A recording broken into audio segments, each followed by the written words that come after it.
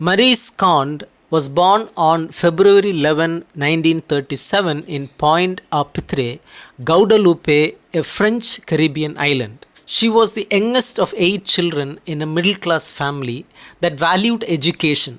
Her parents encouraged her to read and learn about history, culture, and politics. As a child, she was deeply influenced by French literature and African history, which later shaped her writing. At the age of 16, she moved to France to study in Paris. Later, she attended the Sorbonne, one of France's most prestigious universities, where she studied literature. It was during her time in Paris that she became aware of racism and the struggles of black people in French society. This experience motivated her to explore themes of identity, colonialism, and oppression in her work.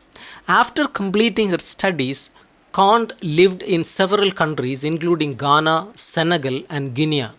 She worked as a teacher and journalist while observing the political and social struggles of African nations. These experiences gave her a deeper understanding of the effects of colonialism, which became a central theme in her books.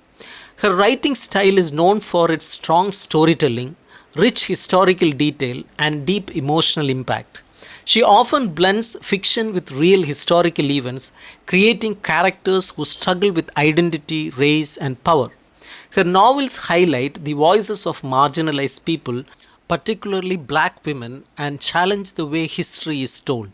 Condé's first novel is Herema Canon, which was published in 1976. It tells the story of a young woman named Veronica who leaves France to find her African roots.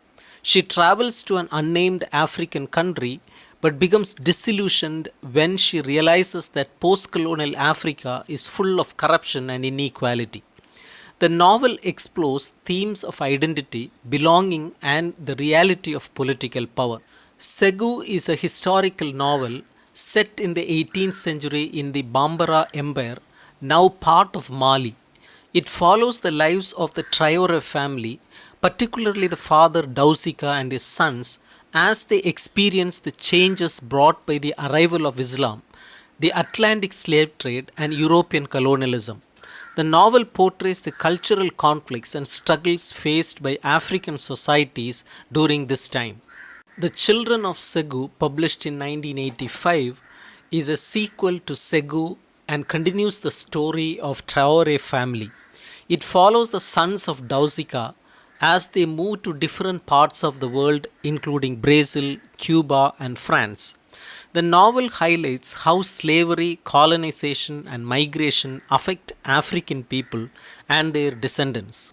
It is a powerful exploration of African heritage and identity. I, Tituba, Black Witch of Salem, published in 1986, is a novel based on the real life story of Tituba, a black woman accused of witchcraft during the Salem witch trials in 1692. Condé reimagines Tituba's life, giving her a voice and a powerful story of survival. The novel explores racism, gender oppression, and the ways history often ignores the experiences of black women. It is one of Condé's most widely read books. Crossing the Mangrove, published in 1989, is set in Guadeloupe. This novel is structured like a mystery. It revolves around the mysterious death of a man named Francis Sanker, a stranger in the village of Rivere au Sel. Through the perspectives of different characters, the novel reveals the complexities of Caribbean society, its history, and its cultural diversity. It is a reflection on exile, identity, and belonging. Windward Heights is a retelling of Wuthering Heights by Emily Bronte, but Condé sets it in the Caribbean. She changes the story to focus on themes of race, colonialism, and the power struggles in post slavery societies. The novel explores passion, revenge, and the long lasting effects of history on individuals and families. Victoire, My Mother's Mother, published in 2006, is a personal and historical novel in which Condé tells the story of her grandmother Victoire. Born in Guadeloupe in 19th century, Victoire was a talented cook who worked for a wealthy white family. The book blends biography and fiction to explore themes of class, race, and identity in colonial Guadeloupe. It is one of Condé's most intimate works.